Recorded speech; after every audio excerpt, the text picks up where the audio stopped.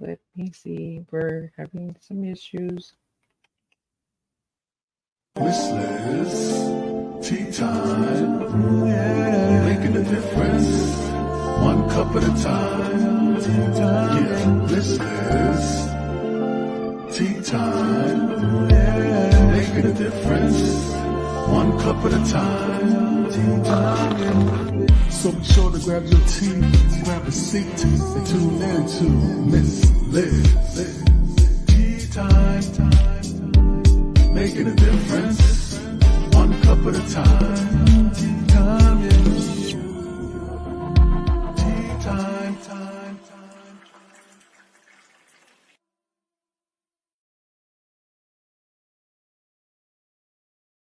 Well, welcome to Tea Time. Yes, there was a little glitch at the beginning of the series of today's episode. So you got to see Miss Liz before you got to see the intro. So that's just a little twisted tea today. So before we get started today, we're going to get you over to Miss Liz's YouTube channel. Ring that little doorbell, and then you can see all of these incredible tea times anytime in the morning, afternoon, evening, in your home, in your car, on a trip, in an airport. If you're stuck, so you can listen to Tea Time at any time. What does Miss Liz offer you? Well, I offer you over 300 plus interviews with incredible individuals from across the globe. So you can stay and you can check that out in the comfort of your own home or anytime you wish. So let's get started with the disclaimer and then some bio, and then we're going to get Audrey Gale in here. And we're going to talk about timely, energetic, ambitious.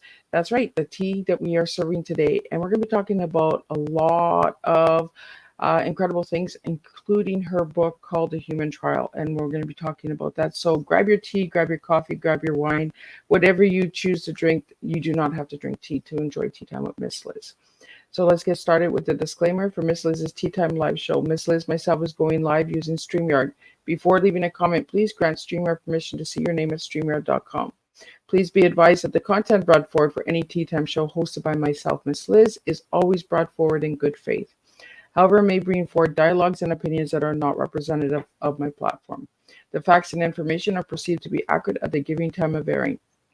All Tea Time guests and audience participants are responsible for using their good judgment and taking any action that may relate to the discussion. The content brought forward may include discussions for some where they may be emotionally at risk.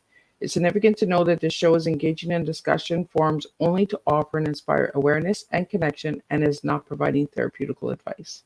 If you have any questions about the disclaimer or the panelist discussion, you may freely contact me, Miss Liz, through my email at bookingmissliz@gmail.com.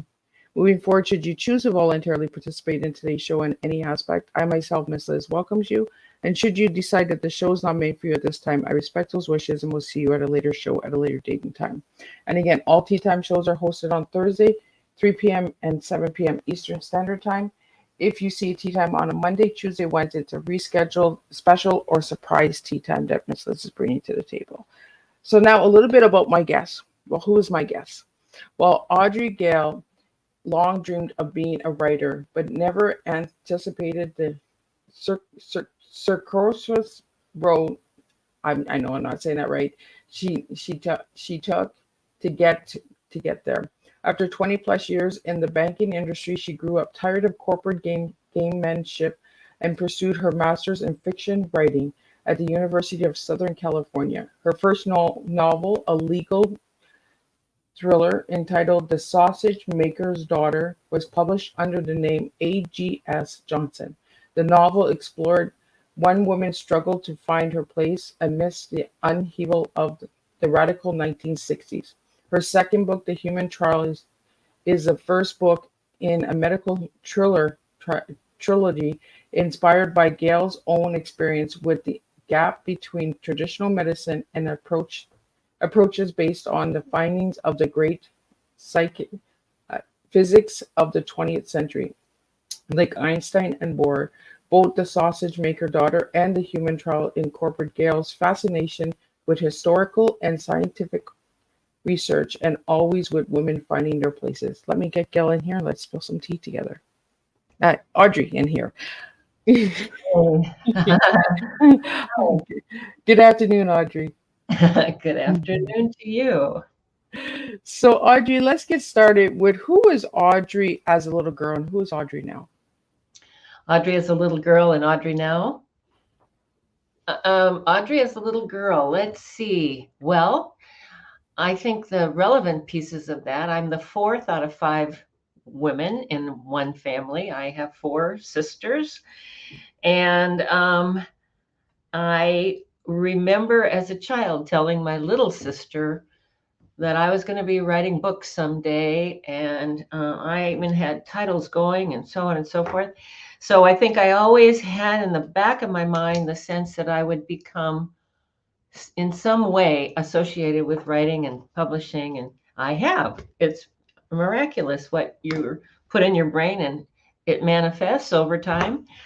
But I did take a circuitous route. My circuitous route involved the fact that there were five girls in my household and my mom, but it was kind of like a dorm floor most of the time, except when my dad came home. My dad came home and everything changed. And like we had to take the clips and the bobby pins out of our hair and we had to come down neatly and, you know, done for dinner with dad. And I adored my dad, by the way. I don't want to in any way sound like, you know, I had great resentment toward him, but I had great curiosity about what did he do when he left the house that made him so much more important than the other six of us. So my circuitous route involved me getting an undergraduate degree, a bachelor's in business. So when I left home to go to college, I studied business and I entered the corporate world, and I really liked it for a while. It's, you know, I think the great thing about stepping out for the first time is really finding out who you are and who you attract and who you repel and what you can do, things you didn't think ever you were able to do. And so I did that for 21 years. And then I just suddenly one day it was enough already. It was over. The corporate gamesmanship can be pretty nasty. Fighting over money and power and position and title and, you know, and I just had it. So I was in the fortunate position of going back to school. And I did go back to the University of Southern California here in LA. And I got my master's degree in writing. And to graduate, I had to write a novel. And that was my first, ultimately, it was my first published novel called The Sausage Maker's Daughters by A.G.S. Johnson. And it was a little more biographical than things I aspire to write, because it was about sibling rivalry, which I'm kind of an expert on. And it was about growing up in the 60s, which I got to revisit as a radical and as a traditional. And it was just such fun to write, such fun to write. And it was a legal thriller. And I happened to have a good friend who was a Superior Court judge here in Los Angeles. And he read it and he was so complimentary. I thought, uh-oh, did you just go black or did something's going on? My screen just went black. Anyway, you're back. So anyway, so that was my first book and I have been writing ever since. So that's who I am. So Audrey, how did you get the name of the first book? It was a little bit of a tongue-in-cheek nod to Wisconsin, which is where I grew up. And Milwaukee is a very much kind of Germanic, Polish, there's big populations. And there's a lot of big sausage companies in Milwaukee. And so it was, so as I was thinking about the characters, the father in the novel owns a big farm, a rendering farm, where he raises animals and makes sausages out of them. So that was it was just kind of, I tend to do things that amuse me. They may not amuse anyone else, but it amused me. Well, I'm thinking of this sibling rivalry, right? And this sausage, like who gets the last sausage, right? Like I was back in Milwaukee seeing one of my sisters, right about the time the Sausage Maker's Daughters came out.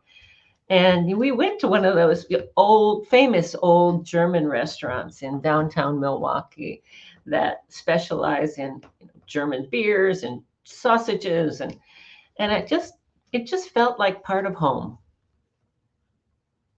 So, do you have some Polish background? I certainly do. I am. My father is 100% Polish, first generation born here. His both of his parents came from nearby to the Krakow area in Poland. And I don't know why, and I can't really explain it, but I really do identify with the Polish side so much more than my mom's side, which was Scotch, Irish, English. Um, uh, I don't know what it is, but I think maybe because I identify so closely with my dad. My dad was a mystic engineer. And so I kind of have his weird curiosity about things. Well, it goes right into the book that you just came out with, The Human Trial, right? It's all of the understanding the physics of medicine and all of that good stuff as well, right? Yeah, I think writing is a pretty hard job. You better like research a lot, even if you're writing contemporaneously. You have to get everything right. You have to get, what are they listening to? What are they seeing? What are they wearing? What are they eating? What are they drinking? What's going on in the greater world? So research is an essential part.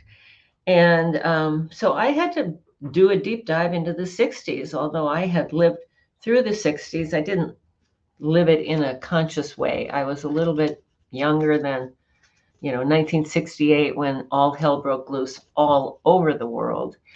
So I had to revisit all of that. But anyway, that brings me to loving research, brings me to the human trial. The human trial was certainly ambitious for me because, as you know, I don't have a degree in medicine or physics. I'm not a great scientist in background either. But I'd had 3 personal experiences that kept slapping me. The universe was slapping me and saying, pay attention, pay attention, pay attention. And it was making me think long and hard about how we approach health and disease.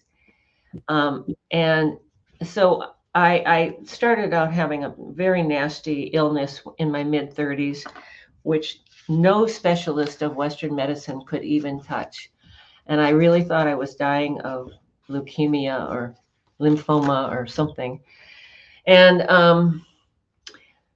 so a friend of mine took me to his acupuncturist in Oakland, California. It was across the bay from where I was living and working then, which was San Francisco. And it was an overnight sensation. I'd had these terrible swollen lymph glands all over my body, visible, painful. Tried everything Western medicine could throw at me. And overnight, acupuncture and herbal medicine absolutely began to cure me, and cured me rapidly. So that was the first slap. The second slap was when I moved to Los Angeles. My dog, a 13-year-old golden retriever, seemed to have, she had something, I don't know if it was similar. I don't know if it was lymph related, but she had kind of a swelling and oozing, and she was very ill.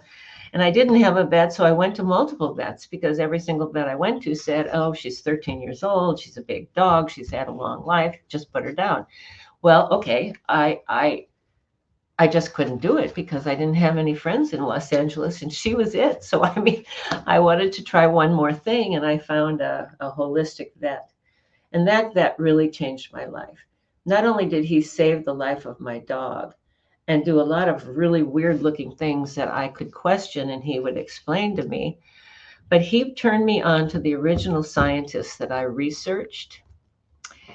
And I kind of casually researching it at the time, until the final slap from the universe. My dad was diagnosed with leukemia, and he came to my house after his first and last chemotherapy treatment. And he said, I don't care, Audrey. I don't care. I'd rather die. I'm not doing that again. So I cheekily said to him, well, I know you haven't asked me, Dad, but if you asked me what I think you should do, I would take you to my vet. And my dad, you gotta love the guy. He said, well, what have I got to lose? Well, he wanted a little explanation, but which I gave him, but what have I got to lose? And so it was my vet that cured my dad of leukemia. And the way he did that was he made a cassette recording of sounds. It was just vibrations, just sounds in the audio spectrum at certain vibration rates. And what the vet explained to me was he did not have the sophisticated equipment of the original scientists that I studied, who worked in the 20s and 30s. But he could, through something in physics called harmonics, he could, oh my gosh, there you go again. Are you there? Yep, I'm here. My screen keeps going black and then comes back. Oh my gosh, it's very rattling. Anyway, he explained that the vibration rate of the disease could be stepped down by harmonics, by stepping down by octaves on a piano. And so that's what the sounds were that he made of. But I should probably take just a quick step back and explain that what the scientists found was that disease microbes, if you can look at them in their living state, which they could, and it's very difficult to do, and it's not a lot of people can do it today, they discovered that each disease had a specific frequency. The microbes of the disease had a specific frequency, and they discovered also that if they could replicate that frequency and just let it wash over the diseased body, it killed all the disease microbes. It overwhelmed them, and overwhelming them with energy caused them eventually to change shape and cell function, and they died. And the good news was nothing else was touched. So everything else in a diseased body would be left as is. Just your disease would be eradicated. So that's what happened with my dad. My dad went back to his acupuncture, his internist, his MDs, and they expected the worst because he'd refused chemo, and they found that he had, quote unquote, the damnedest case of spontaneous remission they had ever seen. Wow. And so you can't tell him that the vet cured him. The vet would have been arrested or heavily fined or who knows what.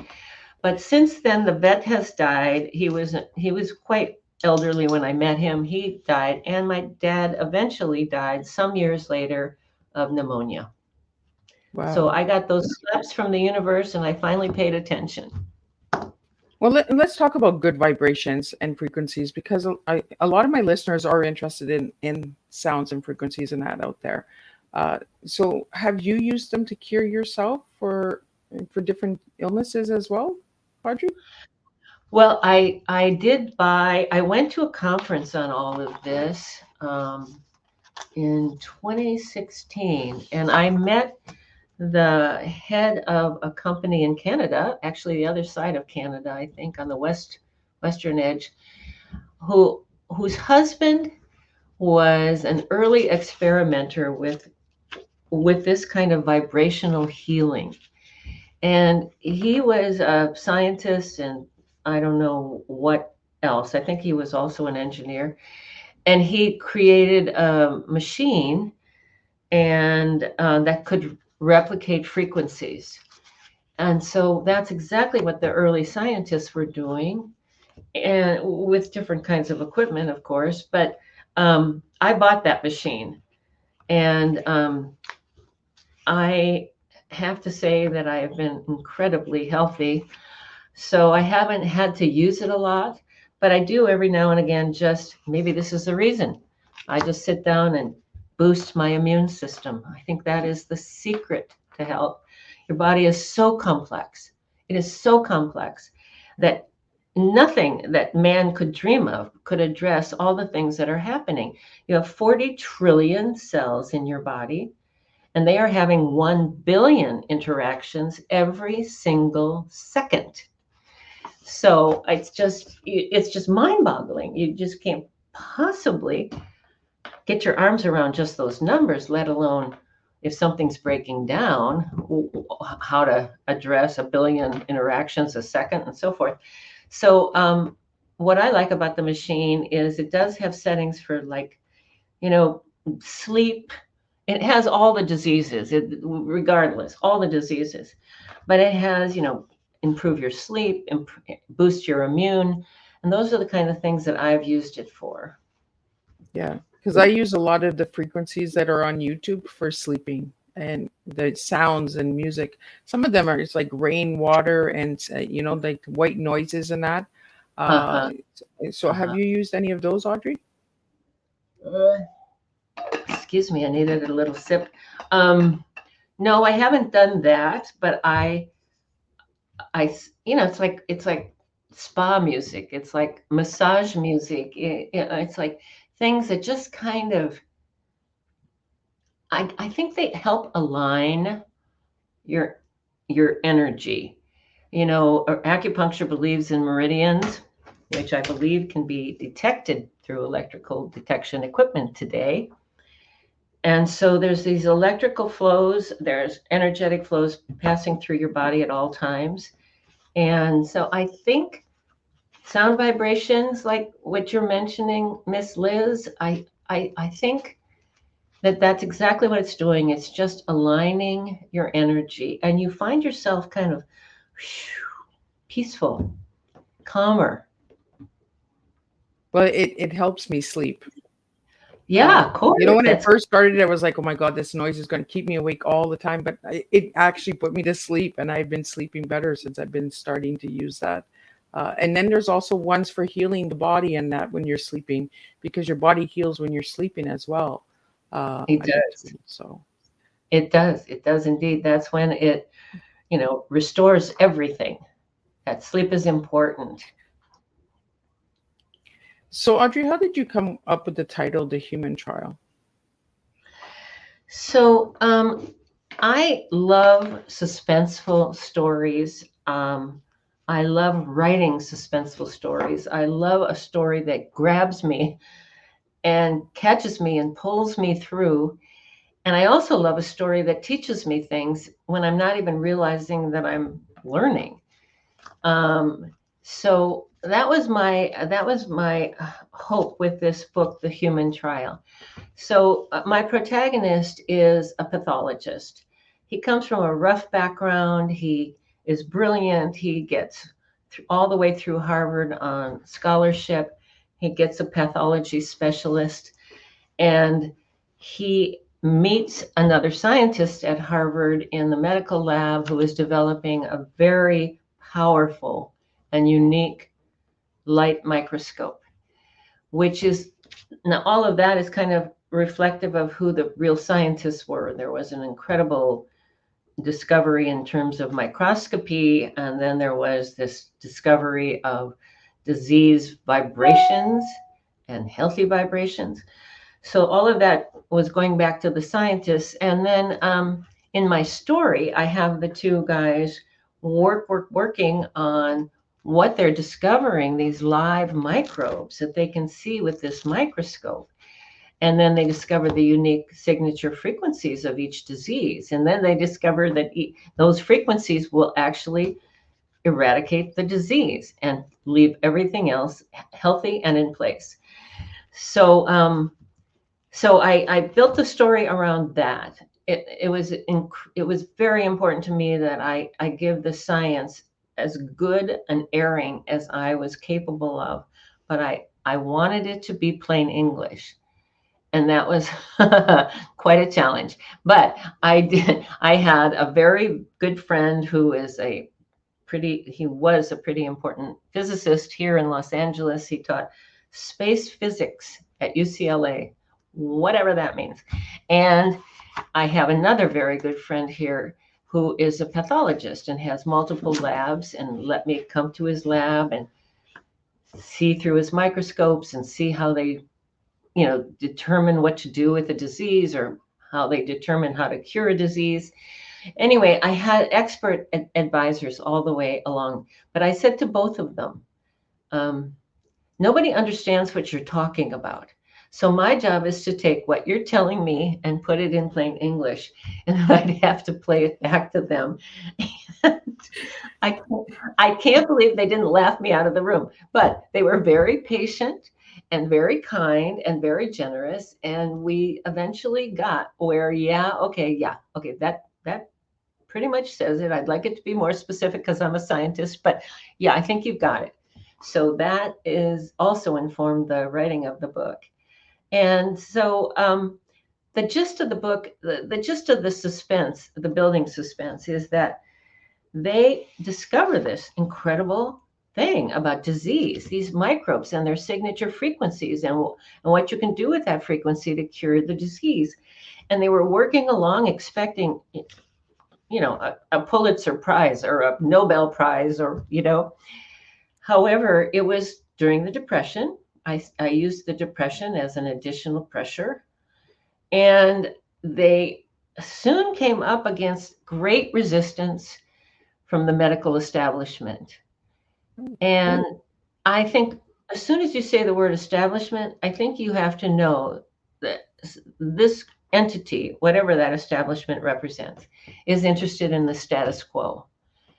They will protect the status quo. They don't want a lot of changes that might make their lives better or worse. They just want to be in control of that. And so again, that reflects what was happening in the 30s in particular.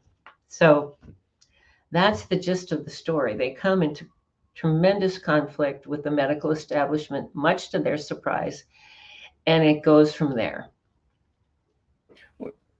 Back in the day, they didn't want to rock the boat either, right? They didn't want to have that, that tippy water to go on.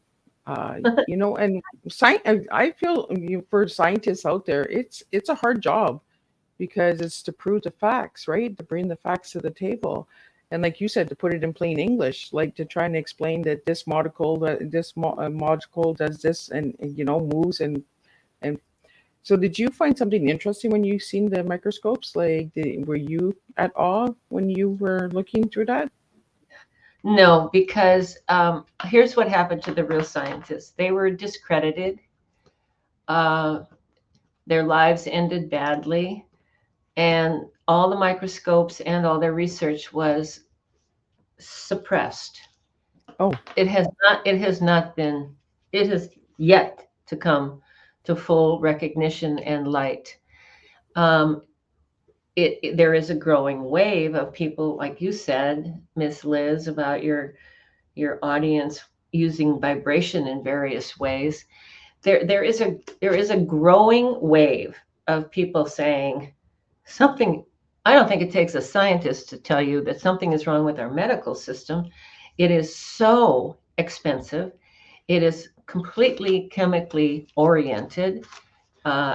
Drugs, which generally have pretty nasty side effects, but the word cure is rarely used. Words like remission is what we hear in Western medicine today. And so we all have a sense of, how can this really be? This doesn't seem right. It doesn't seem right.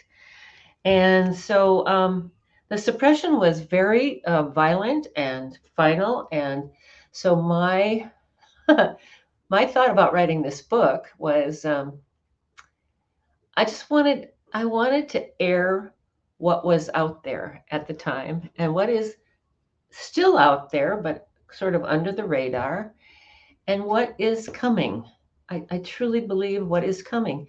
It's when I say the gap between uh, physicists like Einstein and Bohr and modern medicine, I mean that the physicists proved, starting in 1905, that there is nothing solid in the universe, that everything at its most fundamental level, my desk, you and me, etc., is vibrating energy.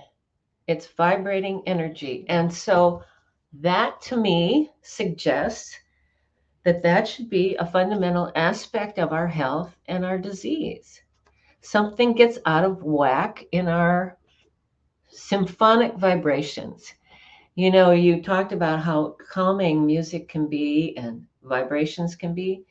It is like a symphony finally coming into perfect coordination.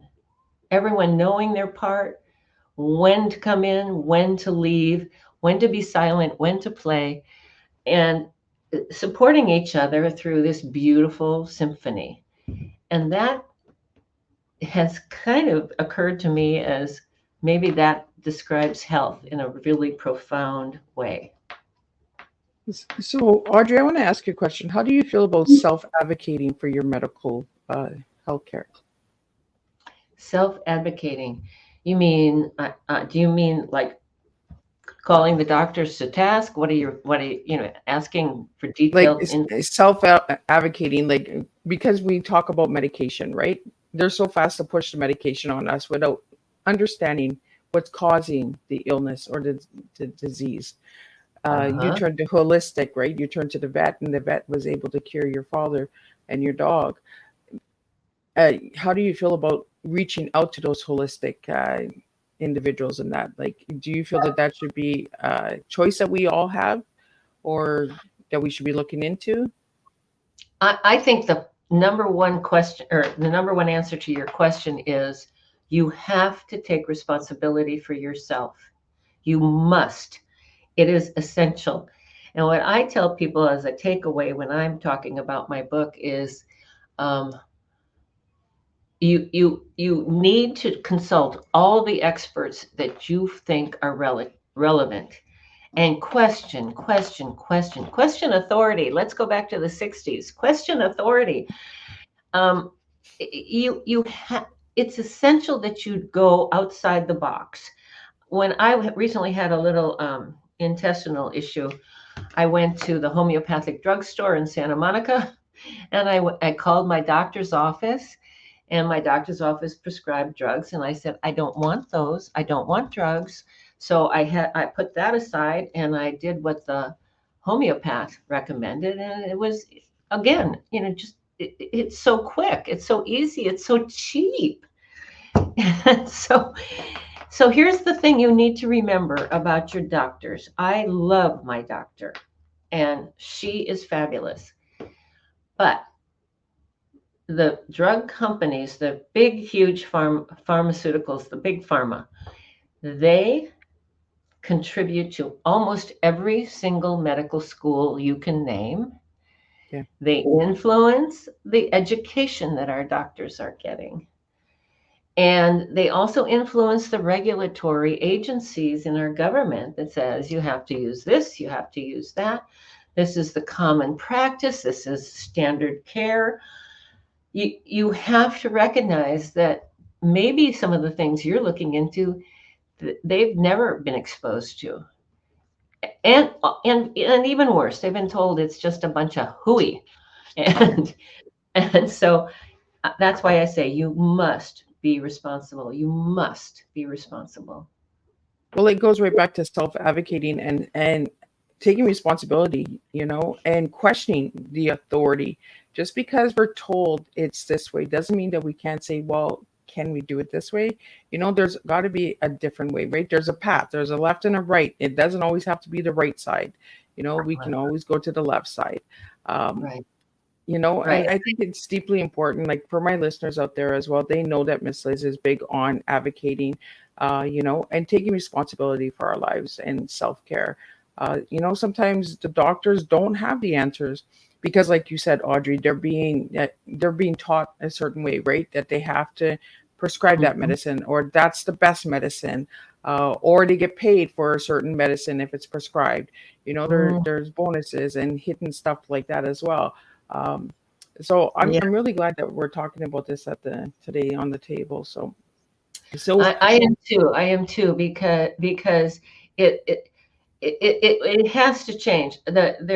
I have a wonderful article written by Dr. John Abramson, who's an MD at Harvard, who says the only place in government where there's complete agreement on both sides of the aisle, so to speak, is taking big money from big pharma.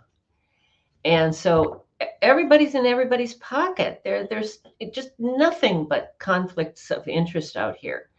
And that's why you have to be the responsible party. And I also believe nobody knows what's going on with you in your body, in your mind, in your heart better than you. So yep, take that knowledge and absolutely. act away. And I say it all the time, right? Nobody knows your body better than you. If the doctor says, "Oh, your tests are all coming back normal," and there's still something not feeling right in your gut, there's something off in your body. Your body is speaking to you and telling you, I need healing. I need some form of time, rest. You know, Uh-huh. uh, Uh-huh. there's so Uh-huh. many different things that our bodies talk to us, and sometimes we don't listen to our bodies, right? We're just like, oh well, we'll go to the doctor because the doctor has the answer. Well, sometimes the doctor doesn't have the answer because the doctor can't see the results in your body, because your body is coming back normal, right? The tests are coming back normal, so the doctor's like, well, there's nothing wrong with you. You know.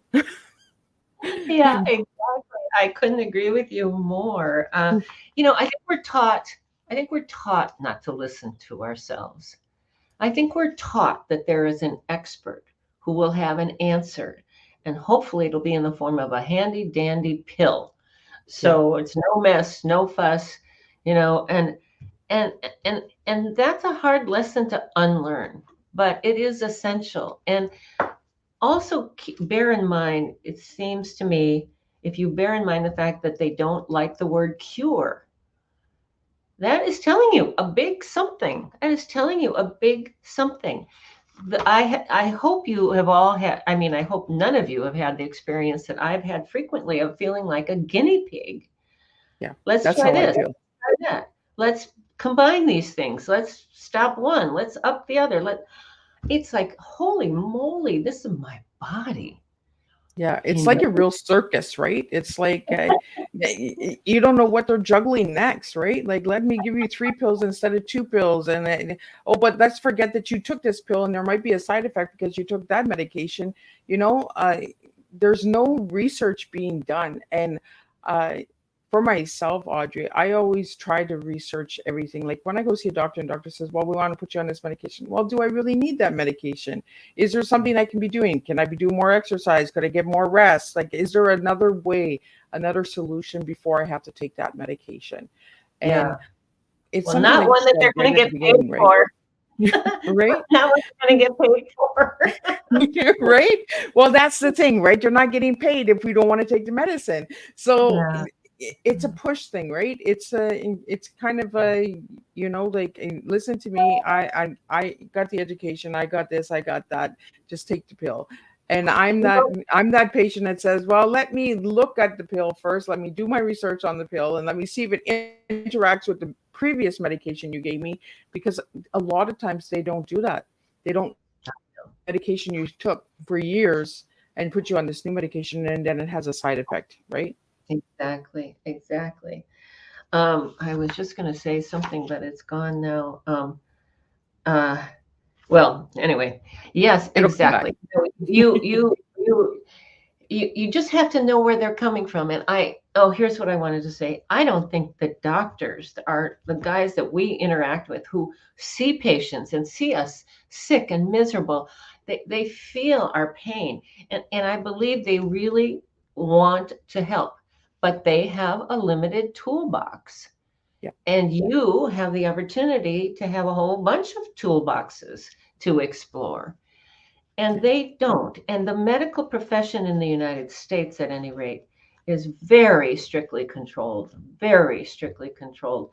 They'll lift your license if they don't like what you're prescribing, or they don't like that you're prescribing something like acupuncture, or it's very, very regulated.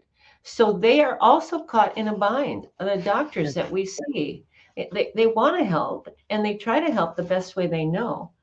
But there's a lot of controls, and there's a lot of control over the education that they've had in the first place, and so forth. So again, they are not bad people, and they went to school forever. And it's just crazy. You come out of school after 12 years or whatever and have a limited toolbox. Yeah. It's not fair. It's not. It's not fair for anyone, and particularly you if you're suffering. Yeah. So I want to go back to the research, because you mentioned that at the beginning of the show, Audrey. You know, research is essential. So how much research did you do for the human trial? I did years worth of research. Part of it was I didn't feel comfortable talking about it while my vet was still alive and vulnerable. So but that's fine. It gave me plenty of time to read up on all sorts of interesting scientific stuff. I have some books behind me that are very inspirational to me. We Are Electric is one of the titles. The Body Electric. That's an old tome by an MD who was very frustrated with the system because he was making these incredible discoveries about how energy moves through our body. And he couldn't get research financing. He was so frustrated. That's another way of controlling the status quo, isn't it? Yeah. But for example, what he found was, let's just say that I severed my fingers by accident. I have a severed finger. So what happens in your electrical flows is they reverse themselves and they go to the site of the injury. And at the injury, they despecialize cells for what is needed first, whether it's tissue or blood or bone or what is needed first. And it continues that process of despecializing and respecializing until the bone, the veins, the skin, it's all back together. Then the electrical flows return to normal. I mean, this guy was writing in the 50s, and it's just amazing. And he just couldn't get funding, could not get funding. So, Audrey, how long did the book take to write? Well, actually, I tried to write this book before I even went back. Well, let's see. I went back to school in 2000. Yeah, I soon after my dad's experience with leukemia, I tried to write this book, and I sent it out to agents and houses and stuff. And all I got back was just more confusion. People said, I like this, I hate this, this needs more work, this is not clear. I just couldn't make sense of it. So I thought, okay, I need to find out more about this industry, such as it is, the publishing industry. And so that's when I went back to school and got my master's in writing and met lots of people in the industry and was exposed to all sorts of ideas. And then as I told you, I wrote that book to graduate, which became The Sausage Maker's Daughters. And then soon after, probably around 2014, 15, I found myself being drawn back to this subject matter.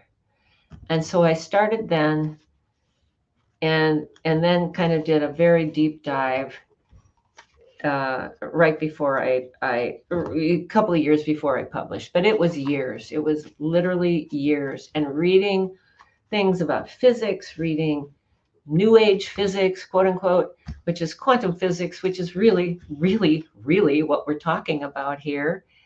The quantum reality that underlies everything. I sound like such a geek, and I hardly recognize myself because I'm now comfortable talking about this and pathology and medicine. And so, but yeah, it was years. It was years of research. Part of it being slowed down by my vet's life, and then getting very serious about it. Well, and a good book takes time to write, right? And the research is there. So do you feel that this book could make a good movie? You know, until I saw the movie Oppenheimer, I couldn't quite imagine it. How do you portray the quantum realm? And then I saw Oppenheimer and I went, ah, someone's figured it out. They portray with lots of loud noises and then this kind of explosive visual, they were portraying the quantum realm. So now I know it's possible. Yeah, I think the characters are, everybody can relate to these flawed characters. You know, they make dumb decisions and then they pay the consequences and they run away from things they don't want to look at, but you know, it keeps coming back. And you know, and they love the wrong people and they hate the wrong people. It's so relatable. I just believe we all see a little bit of ourselves, at least, in each one of my three main characters. And so that's compelling. Um, and you know, and it builds to the end, but that's not the end because I realized that I already have been working on a sequel. Um, so I'm going to take the 30s story, basically 1930s, with the backdrop of lots of stuff going on. FDR's sort of heads a lot of the chapter heads, like Social Security, the New Deal, that kind of stuff, building up to the outbreak of World War II in September of 1939. That's when the book ends. Wow. And I'm taking that historical backdrop and the scientific backdrop, and then I'm going to move with a new generation of characters, a sort of multi-generational family saga continuing into the 70s. And that's another time of upheaval. Nixon is being kicked out of the White House. Vietnam is straggling its long way toward the end. A lot of protesting and upheaval in society. I like those times because they add a dimension to the story. And then when we were all isolated with COVID, I started thinking about these microbes, which basically sort of have to be viruses because of the size. And I think, well, why wouldn't I bring it into the modern era? So at this moment in my life, I'm saying it's going to be a trilogy. And it'll But come from, I can't wait to hear more on the next book and when it comes out for sure, Audrey. So, you okay. know, I'm really enjoying this conversation because we're getting a lot of good education information out there, and that's what I like doing on Tea Time. So I'm going to get into your tea now. You gave me three words, and I want to know why you gave me those three words. So the three words you gave me were timely, energetic, and ambitious. Why those three words? Timely. Well, let's start with timely. Again, I go back to something I said. I think we all intuit that something is radically wrong with our medical system. And it is timely because it's a growing dissatisfaction. And it's partly the expense, it's partly the fact that we don't talk about cures. We have to settle with remission or some serious side effects, which may cause something else down the line. So timely, it's time. It's time. It's been 125 years since the quantum basis of reality was put forward by the great physicists of that era, the great physicists of quantum reality. And it's been 100 years since these scientists were working on this exact thing and discovering how efficient and effective vibratory healing was. And so, okay, that's enough time. Now it's time that we start spreading the word or asking the questions about what what could we use here? How could we use it here? How could it help all of us? Okay, let's see. That was word number one. Word number two, energetic. Energetic. Okay, We got one, energetic. two, three. We got pointers here. Okay. Energetic. Energetic, the basis of the universe. Energetic. You know, the Big Bang. Think about the Big Bang. It was a massive explosion of energy. And as that energy was traveling out further and further and further, which it still is today, it's measurable, it starts to cool. And, so there's sort of either repelling of other energies around you or attraction. And the attraction starts to build various aspects of the universe, hydrogen, carbon, all of those things are starting to form and coalesce. And, here we are, what is it, 13 billion years later? We everything you see in the universe, the trees, etc., it's all stems from that big, huge explosion of energy. So it's the basis of the universe, not just the basis of our bodies, not just the basis of Earth. It's the basis of the universe. So everything is energy. Yeah. And your third word is ambitious. Yeah, I did touch on this too about what an ambitious project I gave myself. It wasn't an easy one, was it? I don't know. I don't know if I'd recognize an easy one.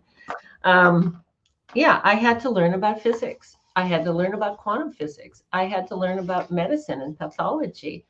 I had to read, and study and dig deeper and consult with experts. And it was a very ambitious project. And I'm pleased because I believe that we accomplished to a very large degree putting in plain English what those great scientists discovered and talked about that nobody understood.